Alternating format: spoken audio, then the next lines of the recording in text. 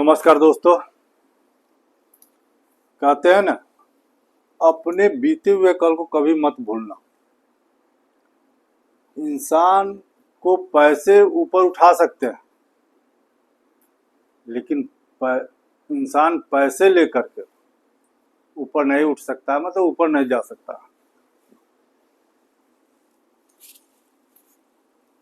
कहानी एक बूढ़े राजा की है। उस राजा को कोई लड़का नहीं था, केवल एक पुत्री थी। बूढ़े हो चुके थे, हमेशा चिंता में डूबे रहते थे कि मेरे बाद इस राज्य का उत्तराधिकारी कौन होगा। हमेशा इसी सोच में डूबे रहते थे। एक रोज मंत्रियों के साथ राजा बैठे हुए थे, तो एक निर्णय लिया कि मैं सोच रहा हूं कि कल इस राज्य में जो भी पहला आदमी आएगा उसके साथ मैं अपने पुत्री का विवाह कर दूंगा और उसको राज्य का उत्तराधिकारी बना करके, राजा बना करके मैं जंगल में संन्यास लेकर चला जाऊंगा। मंत्रियों ने कहा कि राजा साहब, यह निर्णय बहुत बड़ा है, फिर से सोच विचार कर लीजिए। राजा ने कहा कि मैंने जो डिसाइड कर लिया वो कर लिया, तो कल मैं यही करूंगा। जो भी इस राज्य में पहला आदमी आएगा उसको मैं राजा बना दूंगा, अपने पुत्री से शादी कर दूंगा और मैं संन्यास ले लूंगा। अगले दिन सुबह एक सेवक एक लड़का को लेकर के आता है। बिल्कुल फटे हाल अवस्था में है, उसके कपड़े फटे हुए थे, गरीब था।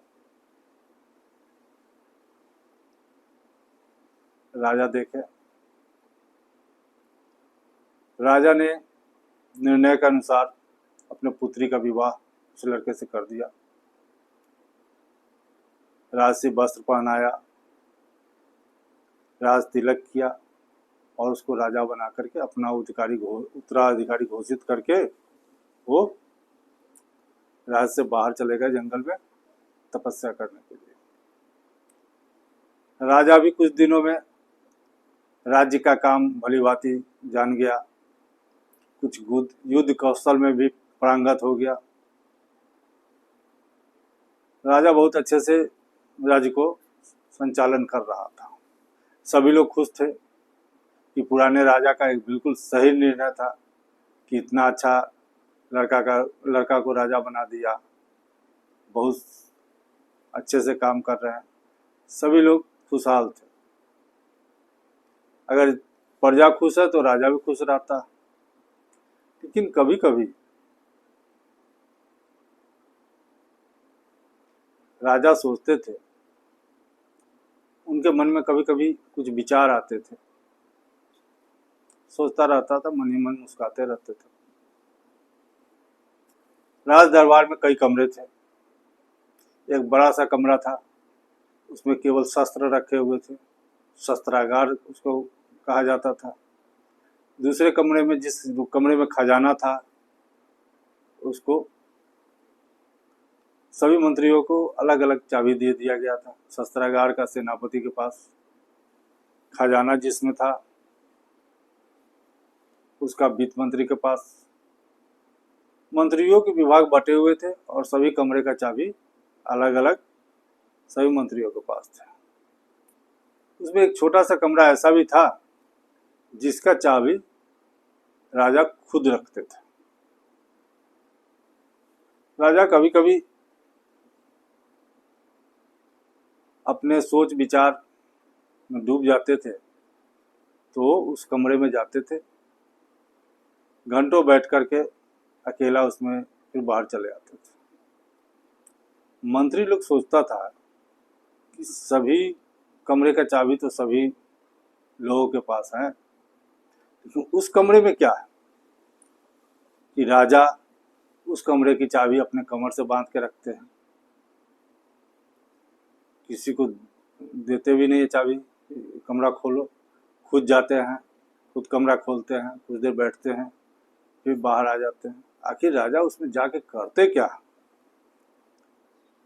एक रोज सेनापति ने पूछ दिया कि हुजूर, आप उस कमरे में करने क्या जाते हैं, क्या है उस कमरा में? राजा गुस्सा हो गए, कहा कि तुम्हारी हिम्मत कैसे हुई ये बात पूछने की? मंत्रियों को कुछ समझ में आ नहीं रहा था। मंत्रियों ने चापलूसी करके रानी को पटाया। रानी से कहा कि रानी साहब, हम लोग ये जानना चाहते हैं कि राजा साहब उस छोटे से कमरे में क्या करने जाते हैं, उसमें आखिर रखा क्या हुआ है? तो राजा जाते हैं, घंटों बैठते हैं, फिर बाहर निकल जाते हैं।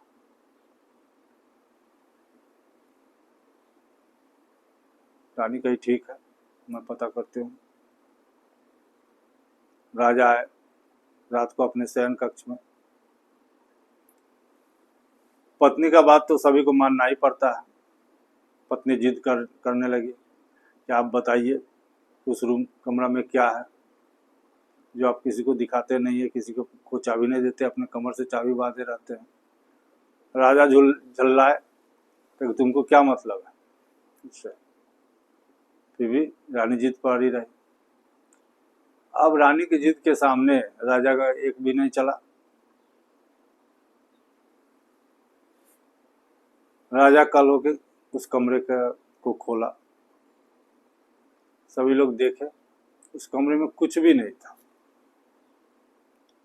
एक राजा जो फटा हुआ कपड़ा पहन के आया था पहला दिन, वही कपड़े पड़े हुए थे टेबल पर। एक कुर्सी रखी हुई थी, उसके अलावा कुछ भी नहीं था। तब रानी पूछी, क्या करने आते थे इस कमरा में, कुछ तो बताओ।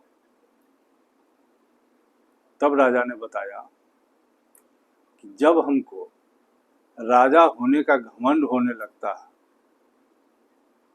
तब मैं इस कमरे में आता हूँ और मैं अपने अतीत को याद करता हूँ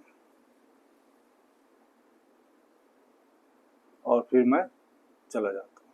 इस फटे हुए कपड़े को देख करके हमारी अतीत याद आने लगती है। उसको मैं देख लेता हूँ, फिर मैं चला जाता हूँ, अपने राजकाज में लग जाता हूँ।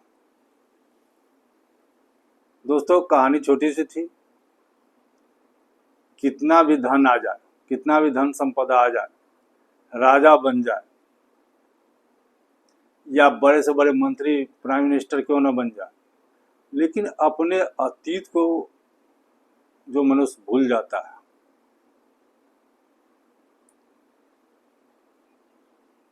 वह मनुष्य आगे चलकर सही निर्णय नहीं ले पाता।